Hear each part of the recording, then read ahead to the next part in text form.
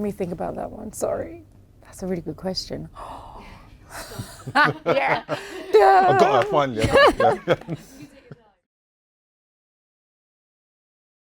Hi, my name is Anthony Andrews. I'm the co-founder and creative director of We Are Parable, and I will be in conversation with Susan Chardy, the lead actor of On Becoming a Guinea Fowl, which is in cinemas from the 6th of December.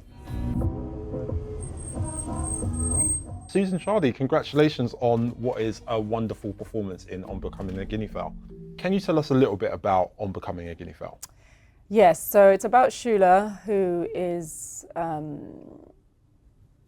has gone back to Zambia. She kind of travels back and forth, and she's gone back to Zambia, and she finds her uncle's dead body on the side of the road on the way home. And just from the moment you see that, it kind of takes you on this journey where I'm not going to give away too much, but you kind of get the sense of, oh, this is I wonder what this film's going to be about. You know, you start with her from the way she's dressed and her journey from the moment she leaves that dead body. And you'll suddenly find yourself in a dark alleyway kind of thinking, how did we get here? So it kind of turns quite quick to what you think it's going to be at the beginning, and it isn't. And family secrets, which aren't really secrets, it evolves after, kind of starts seeping out of the woodwork. And you just follow her journey trying to kind of navigate through these situations within the family and that generational trauma, and then she now has to find her own way of, I guess, finding her strength, or without me giving too much away, or finding her way of speaking out for herself. But yeah, that's pretty much what the film is about. And I love how you've mentioned Shula's journey as a journey within the film. Was that one of the main aspects that attracted you to this role? Oh, 100%. So I loved how Shula, in some respects, she felt similar to some parts of who I am as Susan, but there was something innately different about her that I loved and had the honor of portraying whilst playing her, was that she internalizes everything, and her journey was definitely not was not handled in a way that you would think. Specifically from Susan's from my point of view, like, I don't know if that's how that situation would go for most people, and how she handles the journey and how she lets things affect her. And she internalizes everything. So she's kind of piecing pieces together as she's going through, as you're watching the film. And the interesting thing for me was that she almost sees reflections of herself in what other people are saying, and then the penny starts to kind of slowly drop with her. And yeah, I found that really interesting, but also a little bit sad for you not to, for you to have a mirror reflected on you, to then see parts of yourself that you need to see, but at what point do you tell yourself this is the right time to see it? Those little surprises in those moments are, I think, in real life are really difficult, aren't they, to deal with. But for Shula, it was needed. She needed to see these reflections for her to get to where she's going on her journey. And I think, your performance in particular is such a striking performance, but I think when I left the cinema, being so impacted by it, I think the words that I had was emotionally complex. It's such an emotionally complex performance and character. And I wondered how you prepared yourself for portraying someone who has so many complexities on screen, especially when they find out about the family secrets and traditions that she does find out about. God, yeah, she's complex and very many layers. I think a lot of it was finding those moments in my personal life that Shula could relate to, or that I could draw from. And this being my first project, it was really important for me to be as authentic as I could be to represent her and her story. So yeah, I drew a lot from personal experience, but I then also spoke a lot to my sisters who still live in Zambia currently, and my grandma. So the culture was a really, really heavy part of the film, and portraying the story around the culture and this topic, this delicate topic, which I think would be difficult in any culture to kind of come across. But I needed to immerse myself in my culture, in where I'd come from, which isn't easy when you've kind of lived there I would say for about 6-7 years. I lived in Zambia, and then you remove yourself, and I was living here. But going back, speaking to my family members, my sisters who are younger than me, as I said, have been to funerals, and they know what these rituals and these processes that you have to go through, and the respect. And I didn't know. I couldn't just walk out when I spoke to an elder at a funeral. You have to kneel. You cannot. And my sister knew these kind of things. And then obviously when I saw them in the script and we have to do them, it was like, oh yeah, she knows what she's talking about. But she's lived it. It's her lived experience. So I never got to go to a Zambian funeral myself. And then I spoke to my grandma kind of to just get that, just kind of her perspective on funerals and just things that are generational, because she had 11 kids, so she's definitely lived a life. And it was just interesting to see how she, her view of how important tradition is to her as an elder, as someone who has raised 11 kids and seen not the generations kind of watering down our traditions and cultures, but as time evolves, things change. So it was just interesting to see where this deep-rooted culture in her is really important, and there's no room for, it's 2024, now. It was interesting to see the two different contrasts within my sister and my grandma, and then kind of use that. But the main thing was authenticity for me, and trying to really let Shula find her way. No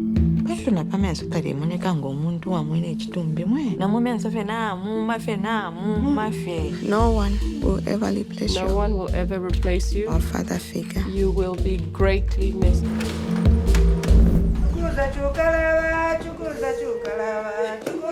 How have you found the reaction to the film so far? Oh my God, it's been incredible. Obviously there was, with it being Rungano Nyoni's, film, and people were waiting to see what she would do next after, getting the BAFTA for I'm Not a Witch, which was incredible. If you haven't seen that, see it. So the anticipation was there, but when it landed, I didn't expect this. It's just been absolutely incredible, from going to obviously premiering in Cannes, which was the first time I ever saw it, which was mind-blowing. And then, going to all these really prestigious and wonderful festivals, and just speaking to the people at the Q&As and after the Q&As, I think was really special for me. A few people would come and find me and share, stories, or just want to have a moment with me to talk to me about the film or a certain thing that really resonated with them. And that was really just something I'll keep with me. And what was interesting as well is that it was when the male audience members came to speak to me, it was really interesting to see how they viewed it and what their thought process was with the film, and what conclusion they came to for themselves, because you saw the ending. You can make it what you what you want for yourself, which is kind of interesting in itself. But it was really interesting to see what the male perspective was on the film. So you've spoken a little bit about how the film's impacted you personally, but from a professional sense, like how would you say the film has impacted you in the sort of professional sense of being an actor?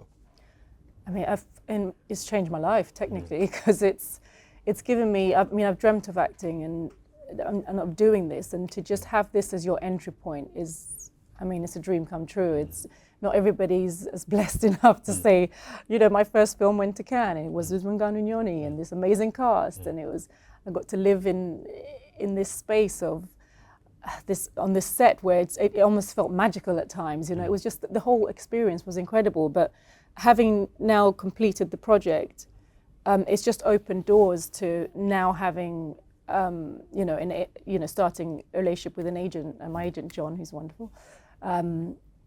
Now working with John and looking at, projects that we potentially are going to, embark on a new journey with, or, taping for things that I've been with you know, actors in these projects that I've grown up watching is just like, wow, this is, it, you know, it's sinking in, and just the reception with the biffers, and yeah, it's, you know, the nominations, like personal nominations for me, which is, again, this film has just opened up so many doors, and it's just, yeah, it's been an incredible journey with it, and it's not even done yet, which is exciting. It's not even out yet. Yeah, exactly. It's just exciting. Beginning now. Yeah. Absolutely.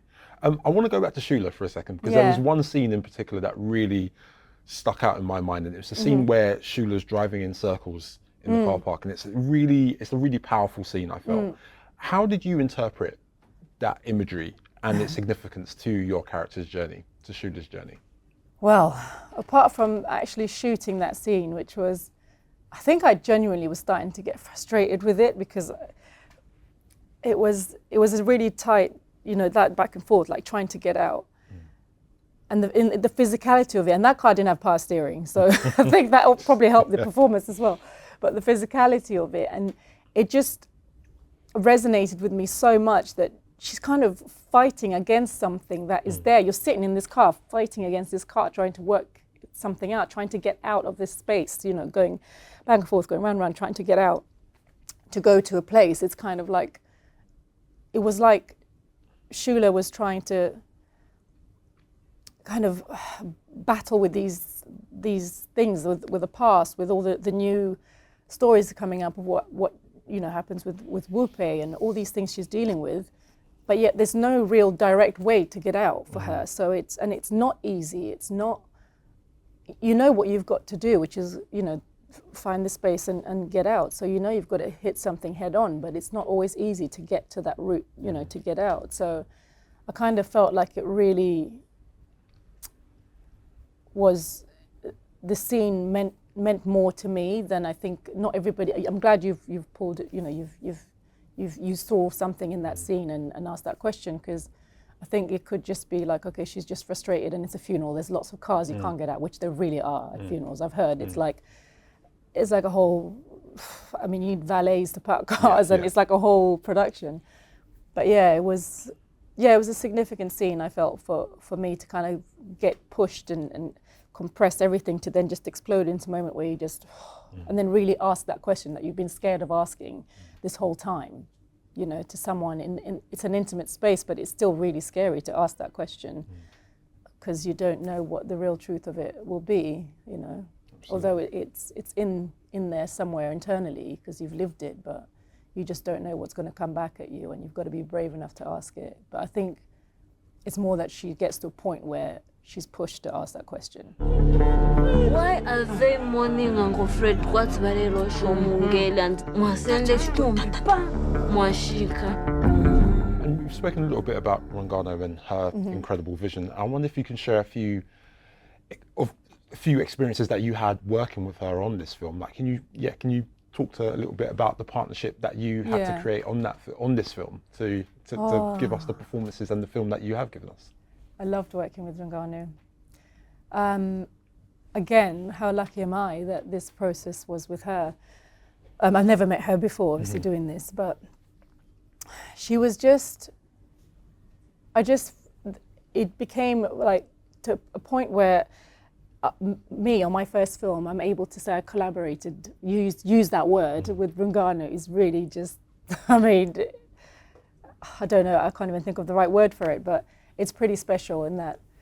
So when we were on set, she really likes rehearsals, so rehearsals are a big thing, and it was, for me, it was like, great, I love rehearsals, because it kind of makes me more comfortable to be ready to go on set and you know, do my job.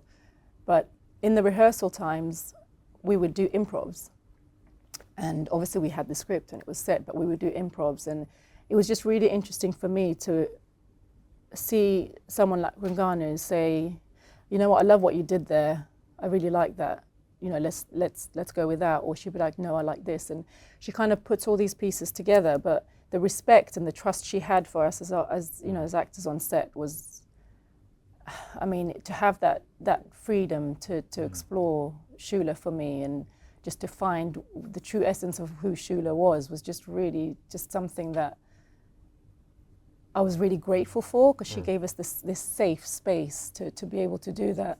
excuse me, yeah, it was a really safe space to do that.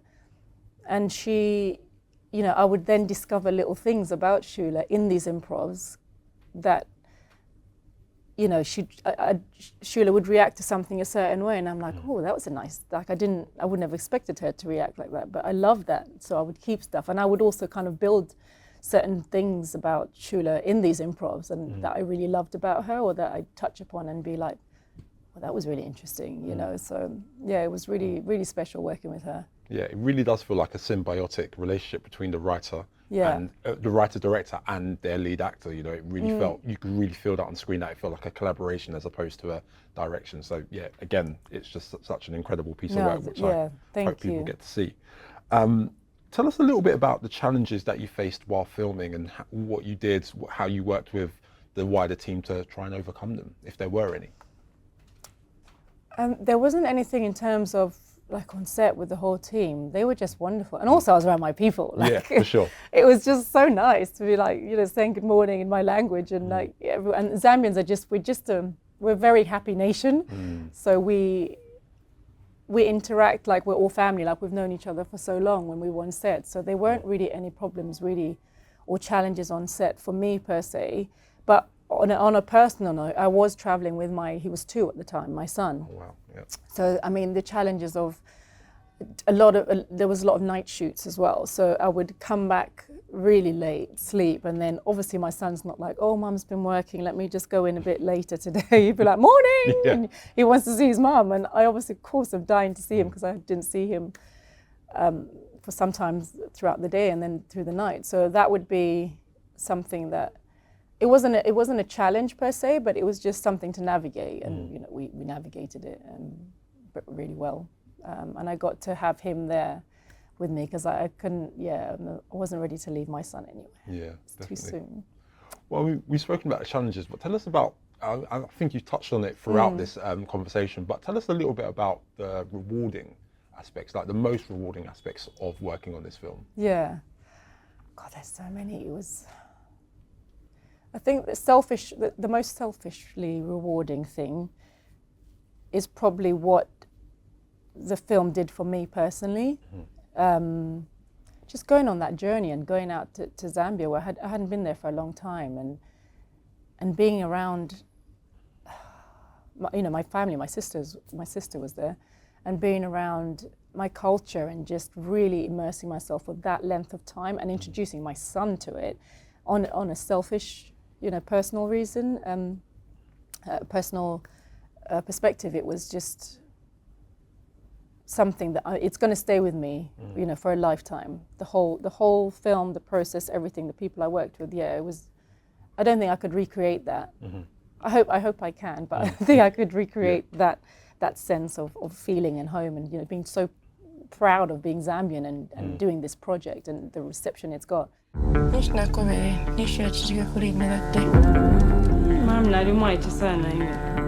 kept everything a secret. I saw the video. Yeah, don't worry about it. He's dead now, so it's okay. So I've spoken a little bit about my standout scene of the film with Shula driving around in circles, and we've spoken about that, but I wonder if there were any scenes for you that were particularly memorable or impactful for your understanding of Shula, or perhaps your understanding of your craft as an actor. I think the big, the large sets when we had so many people there, and it was when the aunties and people are singing, there was something quite haunting but beautiful about that sound and the people singing. And my mum used to sing a lot, and she was in the church choir, and my mum passed, but there was something that just being in those, around the sound of those women singing, that really just kind of got me to the core, and it really showed me another side of me as a person. And we'd be filming, right? So the discovery of that as well was just as well, during the filming was just so special. And I didn't actually specifically didn't want to be in all the rehearsals of them singing. I didn't see anybody singing at the funeral. I didn't go to that when they were shooting that. So I didn't know how you know, amazing these women sounded when they sang. But when they came and we shot it, I think it was in the pantry scene, and the aunties come. I don't want to give anything away, but the aunties come and they have a word with us, with me and Insansa, and then they start to sing. And I remember feeling like, almost like it was just me in that room with these voices, that there was nobody else in that space but me, and listening to these voices, just realizing the power of the African spirit through voice and you know, music is just so special. And I get it when I listen to South African music specifically. I wish, you know, Zambian music is different, but there's something about the pain in someone's voice when they're singing, especially when, you know, the words that they're saying to you. Like, that scene really, like, gives me goosebumps thinking about. And then another lighter one, which I really loved filming, was with Elizabeth, with Insansa, was in the car when she's looking for something to cover the body with. And I just, yeah, and I'm like, who writes it? Like, it's just, yeah, it was just funny. And I think only I would know, but I'm pretty sure if they had cut, I could see myself about to break in, because it was really hard to not laugh filming that scene. And Insansa was just funny. It was incredible. I loved working with her. She's just so, like, electric, and her energy is just, yeah, I loved working with her. So that was another scene that stuck with me. I think, yeah, it's those two. Obviously, wearing my Missy Elliott look was fun. I mean, that really that hot. Like, yeah, I can imagine. It looked hot. yeah, it looked, yeah. Humid. I literally had, every time they'd be like, cut, I'd have like 5 people stick their hands inside me with little fans. Yeah. Which was nice. It was like a release. But every time I'd move, the heat would like come up through the top, and I'd feel this heat coming up. But it was really fun wearing it though. Amazing. Ndiponso ino sinthawi yosonthana vikumu kapena yonamizira kuti ampaya nichite kapena nichite.